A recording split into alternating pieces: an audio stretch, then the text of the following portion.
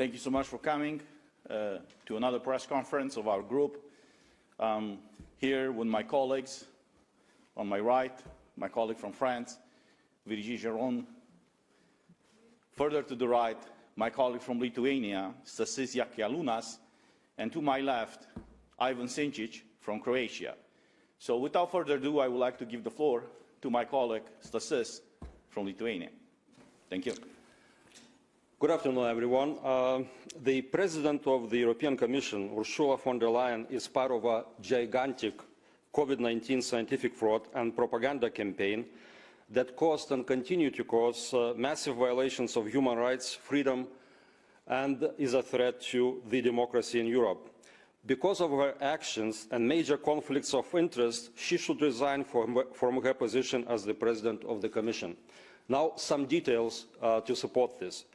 As we all know, it's in the media, the President was involved in the private communication with the CEO of Pfizer before signing the purchase agreement with this private company, but refused to disclose the content of this communication. This is a clear violation of principles of transparency and good public administration. Second, according to the disclosed segments of the agreement with Pfizer, and not all parts are disclosed, and which is another violation of the same principles, the European Commission has to coordinate external communication with this private commercial entity and to promote COVID-19 vaccines as the global public good. This is not science, this is not good governance, this is an execution of vaccine business plan, and the President of the European Commission acts as the chief sales representative of this business. Three, as a result of this commitment, Ms. von der Leyen has been actively advocating vaccination as the only way to end the pandemic. This is a lie. There have been efficient and not expensive medical treatment protocols from the start of the pandemic. Now, thousands of doctors around the world are testifying this, but the President of the Commission has been ignoring this all along. Four, Pfizer, after signing the contract with the Commission on May 20, 2021, claimed in their press release that the pandemic is likely to last for several more years and we all will have to be vaccinated a number of times. How can they know that, and why the President of the European Commission has to subscribe to this notion? Number five, the Commission has been cooperating with social networks on so-called fact-checking, in other words, censorship of scientific and public debates about COVID-19. This collaboration was announced as early as 10th of June 2020 and is one of the main driving elements of COVID-19 propaganda. Six, according to the official declaration of interest of President von der Leyen, her husband, Heiko von der Leyen, is the medical director of a biopharmaceutical company, is also an advisor to another company, consulting firm for German and European healthcare market. Since Ms. Ursula von der Leyen is actively involved in active promotion of COVID-19 vaccination business, this is another major conflict of interest of hers. Because of all this, she has to resign from her position as the President of the European Commission, and I call on the leadership of all political groups and leadership of the European Parliament to support this request and to finally create an investigative committee of COVID-19 pandemic.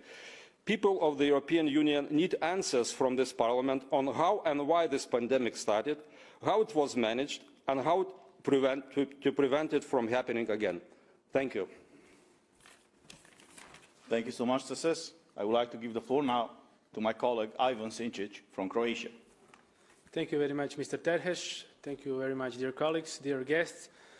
I would like to say a few words about mandates, especially digital COVID certificate mandates and, of course, vaccine mandates, especially in the light of an idea that comes from the European institutions about prolonging for 1 year, that means to 2023, the digital COVID certificate.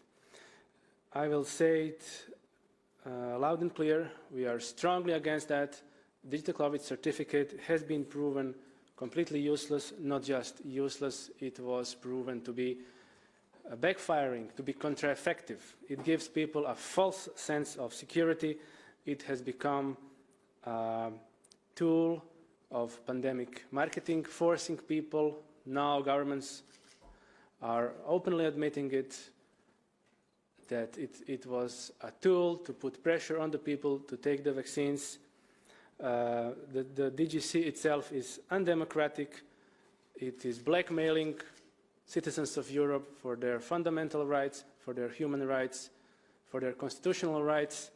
In some countries, unless you have a DGC, you cannot access your job, you cannot access your supermarket or store, you cannot access public buildings, etc., etc. It is, as I said, not just useless, it is backfiring, and it is basically a license to spread and infect. There is a James Bond movie from the 1980s saying license to kill, and what we have here is an analogy. We have a license to spread and infect.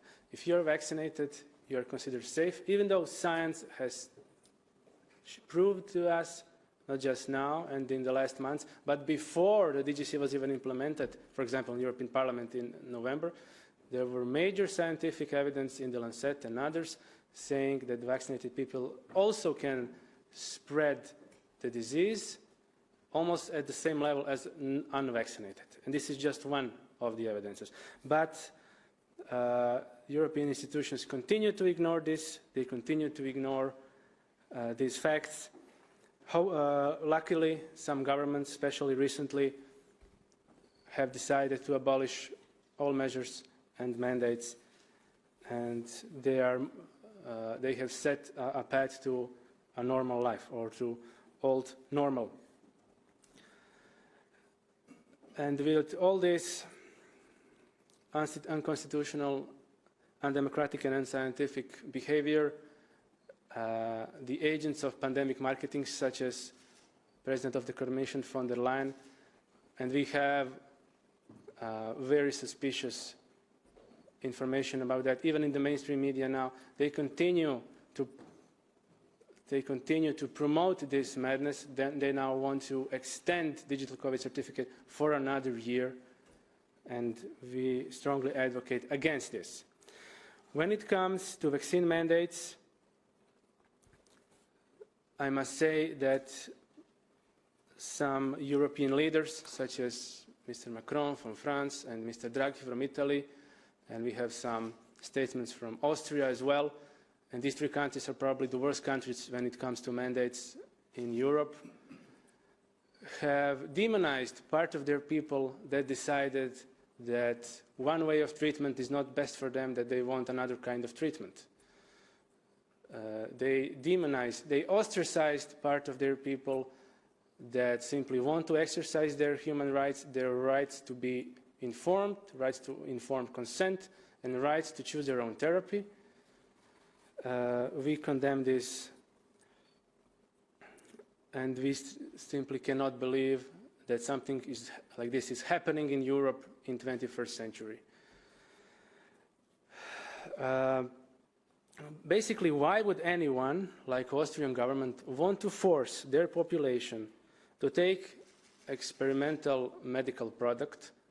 And the last year has shown to us very low effective, very low quality medical products with plenty of side effects, more than all the other products combined in 30 years, with zero long-term safety. Why would any government in the world or in Europe want to do that, to experiment on its own people, not knowing what will happen in 2 years, 5 years, 10 years? It's a total disaster, and we strongly protest against this, and we are also very happy to be proven right, that what we were claiming, and we were claiming what the science showed us, what the practice showed us in the last few months, that we are on a right path, and we are very happy to see that all around the world many governments are lifting their mandates, and that the people are rising to fight for their rights, for their freedoms, that people who are tired of not just health crisis, but economic crisis, democratic deficit, and everything else I have mentioned, What we have here clearly is a pandemic of corruption, and we are determined to get to the bottom of this. And we want European institutions, starting from Ombudsman to many others, to make full investigations. And what we need in Europe is accountability. Thank you. Thank you so much, Ivan. I would like to give the floor now to my colleague, Virginie Giron from France. Merci.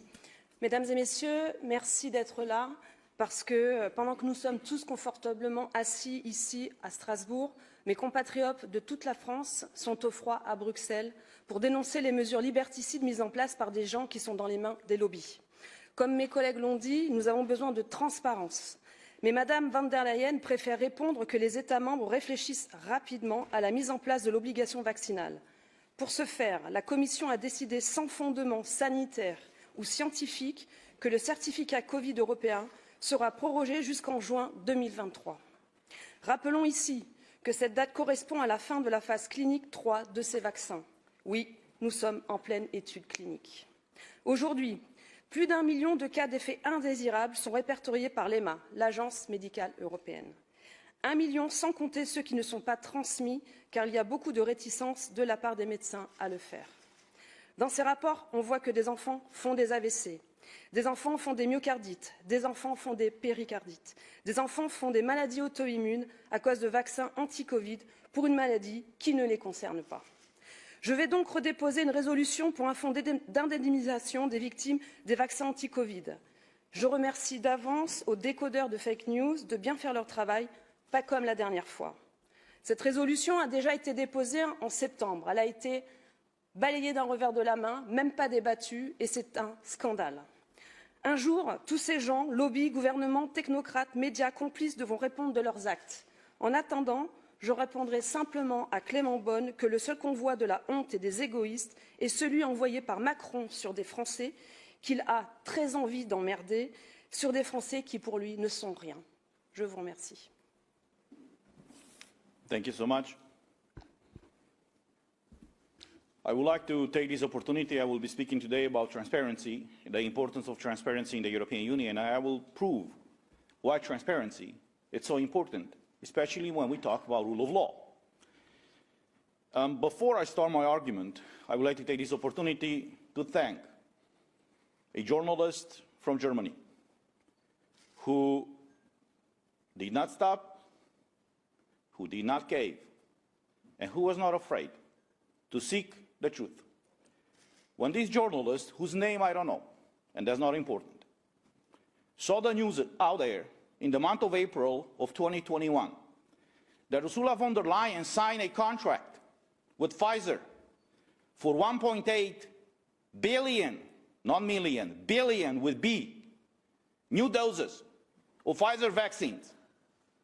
The guy requested from the European Commission, based on the regulation, the EU law, that gives you guys access as journalists to documents held by the Commission. So this journalist requested all the communications between the European Commission and between Ursula von der Leyen and the head, the CEO of Pfizer company. The answer that this journalist received from the European Commission was that they cannot give him the personal messages or the direct messages between Ursula von der Leyen and the head, the CEO of Pfizer. The journalist did not stop there. He filed a complaint with the Ombudsman Office. In the month of September of last year, it was publicly announced by the Ombudsman Office that they are starting an investigation. I'm not here to criticize the media, but I have to tell you guys, the Brussels media was only one outlet who reported the story. We as MEPs, we found out 2 weeks afterwards about this investigation. And we start promoting that, and that's how the mainstream media started talking about that investigation. A few weeks ago, the Ombudsman released the conclusions of that investigation. And the Ombudsman Office said, and I quote, there was maladministration. when the European Commission, and implicitly the head of the European Commission, Ursula von der Leyen, refused to disclose these personal communications between her and the Pfizer CEOs. So my question to all of you, not only of you as journalists, but people who are watching us and who will be watching us, is this the kind of Europe that we want?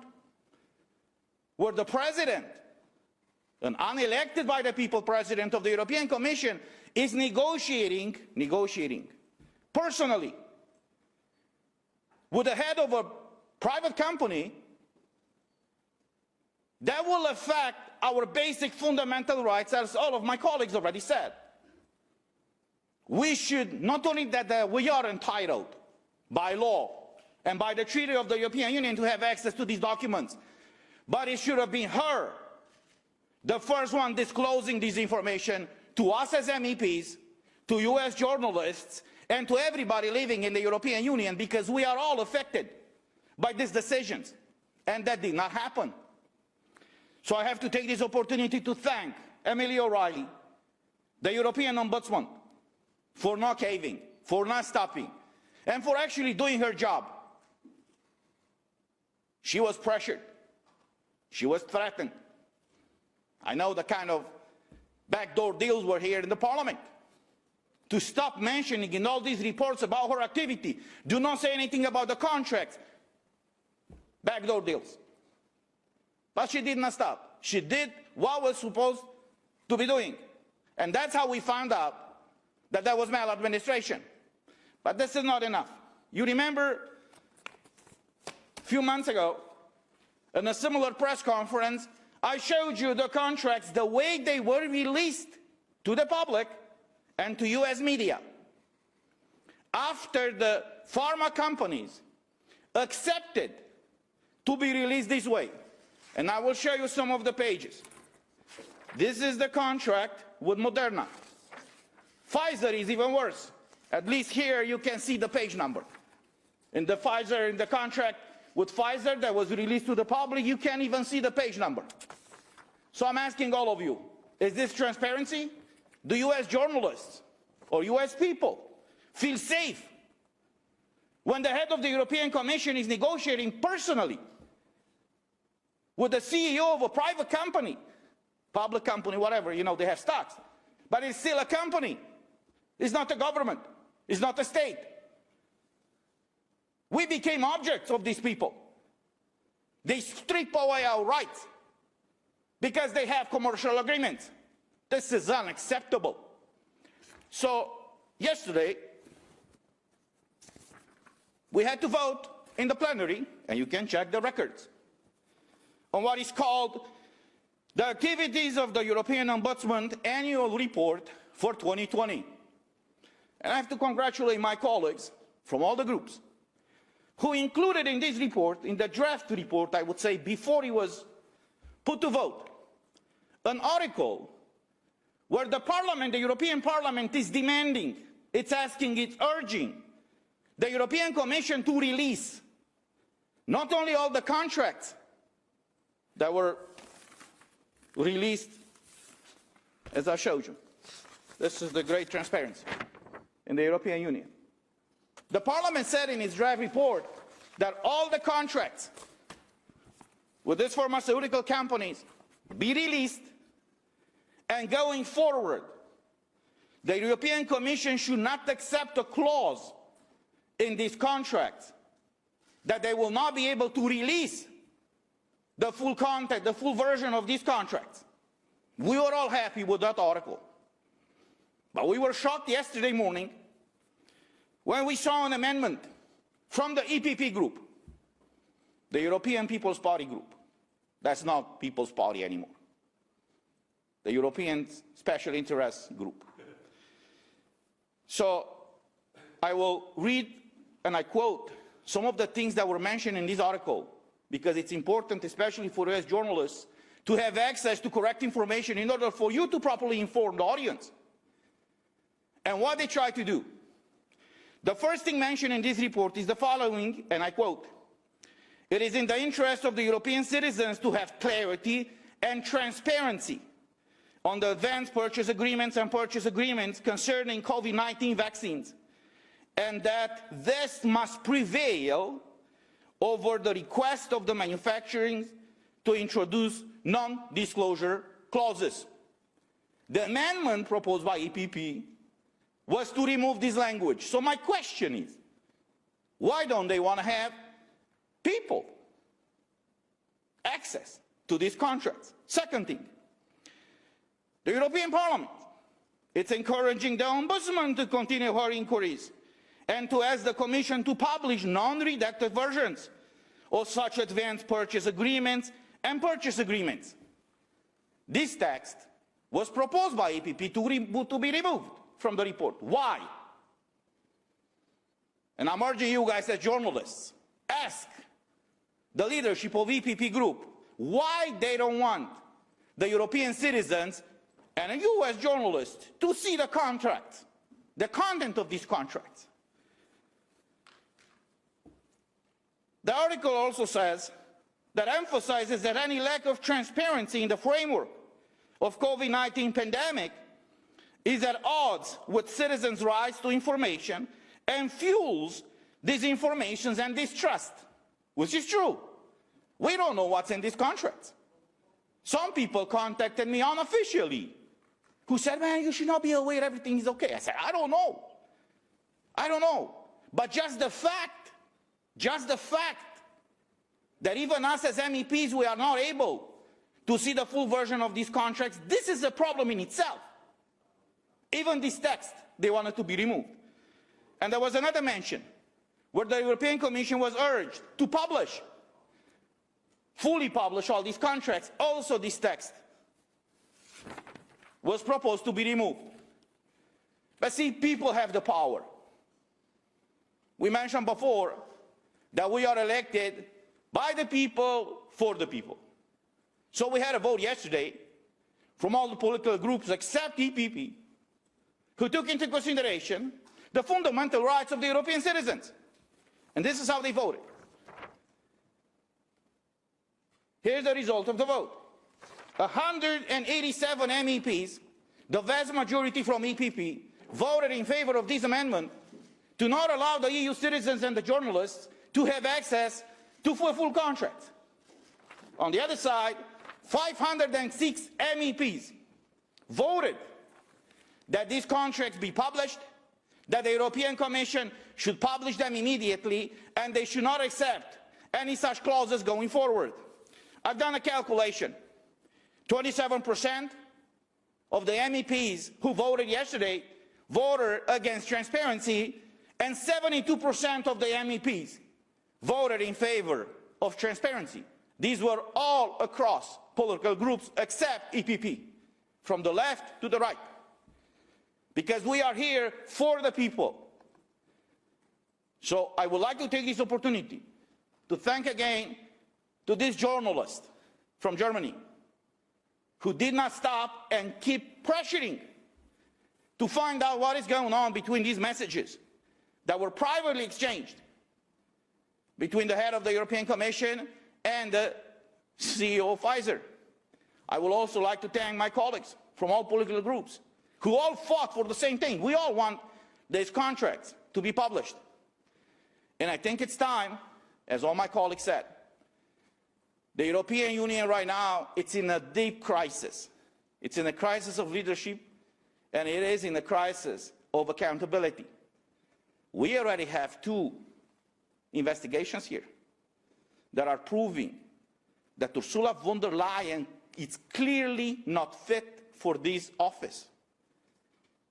She committed maladministration on the way she handled that request from the journalist, and 72% of the MEPs just voted yesterday that all of these contracts be published. So I join my colleagues and I publicly demand the immediate resignation of Ursula von der Leyen and allow this union to actually be led by a person who truly believes in the European values, in transparency, and in respect for fundamental rights. Thank you. Are there any journalists who would like to ask a question. Just state your name, organisation, and ask a question, please. My name is Anna Vandensky from Europe Diplomatic. I have two questions for panelists. So it's up to you to choose who feels are appropriate to answer. My first question is that there were a lot of regrets expressed because Madam President von der Leyen didn't come now to debate with the MEPs this time. It's the second time that she didn't come to the Parliament, but she preferred a commercial event promoting vaccine, biotech. So my first question is, do you think that you can explain it with her family relation? Because her husband, Mr. Heiko von der Leyen, is working for vaccine. He's a medical director of a company that is promoting this similar product. And my question to you, don't you think that there is a conflict of interest and she can't express her respect for her husband's work otherwise than using her official position? And the second question is about a situation in Canada. Because there was a martial law introduced to quell the protest of vaccine skeptics, because the Prime Minister of Canada, Trudeau, Justin Trudeau, said that it's unacceptable to mistrust the vaccine, and so now he declared martial law, and people can be kept without a lawyer for 90 days, and there can be mass arrests conducted, because last time there was this situation against the terrorist groups. There were 300 perquisitions, je ne sais pas les noms, and 500 people were, there were mass arrests, and people stayed 90 days without lawyer. So my question is it appropriate to suppress human rights in a country which is a strategic partner to the European Union? I was asking this question here the whole day yesterday. I didn't get an answer.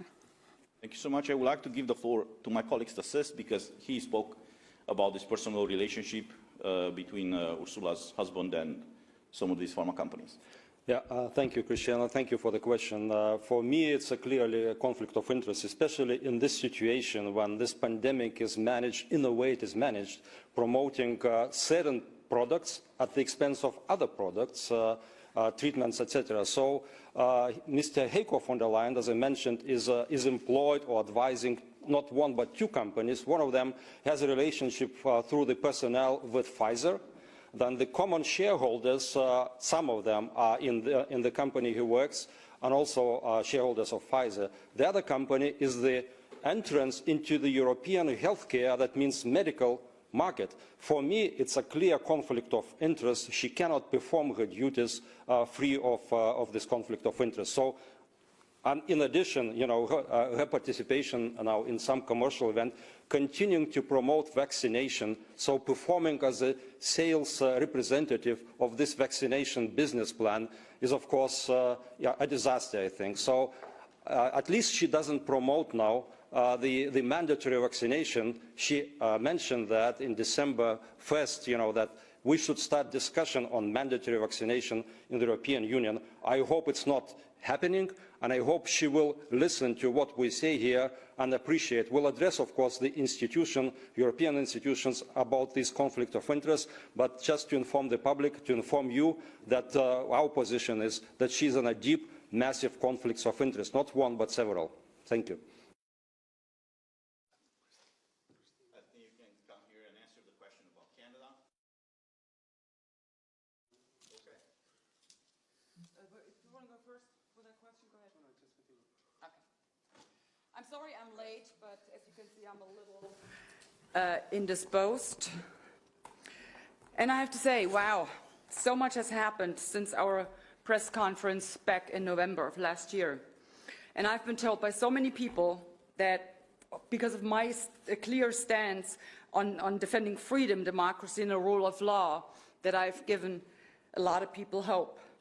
This is flattering, of course, but it is only part of the story. What we have seen since November is absolutely incredible. People are voicing their opinion on government overreach. They're taking to the street, protesting these illiberal COVID mandates, and they're challenging their governments in ever-increasing numbers. In Germany, thousands and thousands of people take strolls every Monday night in hundreds of cities all across the country to express to the German government that they will not tolerate being stripped of their civil rights. In Australia, Italy, France, Austria, New Zealand, and Belgium, in pretty much every Western country of the world, people are rising to defend freedom, democracy, and the rule of law. And they're doing so despite democratic governments' desperate attempt to shut these protests down by forbidding them, intimidating protesters with brute police force and water cannons, criminalizing governments, critics even going so far as to arresting them. And out of all of these movements, it is the Canadian truckers that stand out and shine brightest. Because it was the Canadian truckers, their boldness, their courage, their determination to stand up to their governments. And it was they who inspired so many others all over the world to finally come together and be determined to put a stop to governments tearing down the very foundation of our democracies. And the reason I'm telling you all of this is this.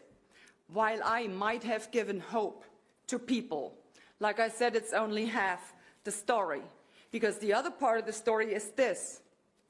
I, too, needed hope. I, too, needed to know that I am not the only one fighting this fight. We all needed this hope. We all did. And this is what you have given us. Hope. Hope that not all is lost yet. Hope that freedom and democracy can still be restored. And it is that hope that nurtures my strength and my determination to keep up fighting on my end of the bargain. Because it is not enough for a handful of MEPs to stand up and toggle this fight. It is not enough. We need you, the people, because you are so infinitely more powerful when it comes to convincing governments that they are not doing the right thing. So please, first of all, thank you for doing all of this, for paying us the strength we need to do our job here. But please stand up to your governments and follow the brave Canadian truckers' lead. They did exactly the right thing. Thank you. Any more questions from journalists, please? Just any more? Yeah. No, but yourself, sorry, please. I don't find that the speech is answer to my question. Sorry, I would like to have an answer to my question. It was very precise. I can answer to, no, but Mr. Mr. Tavares, Therese. I can answer to your question. Yes. It was very precise. Short and sweet. In regards to the first thing, the conflict of interest, we are not prosecutors here. So I will not go into saying if that's a conflict of interest or not. We have the EPP's office, which is led by Laura Codruța-Kövesi, the brave Romanian, who in Romania investigated people for an alleged bribery of 2, 3, 10 euros. So this office should be the one investigating exactly what is happening with these contracts. But I'm not going into that. That's the top of the law enforcement. That's the issue, that's the issue and the subject that should be dealt by the law enforcement agencies. What I'm talking about is the appearance of a conflict of interest.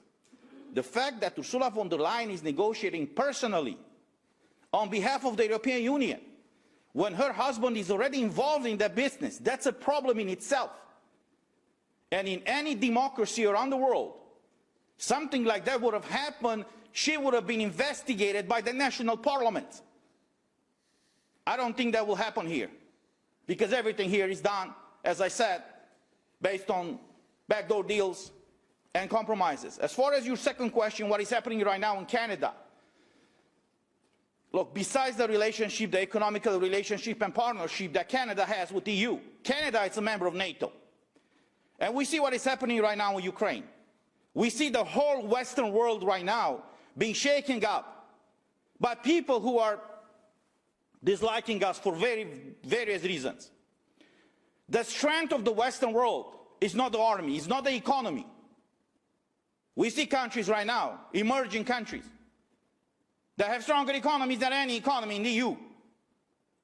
What made us strong over the history, and I'm talking about the Western world, were the values. The respect for basic fundamental rights, the understanding that the government is there to serve you as citizen, as a person, not for you to serve the government. And what the Prime Minister of Canada, the way he's behaving right now, he's exactly like a tyrant, like a dictator. He's like Ceausescu in Romania.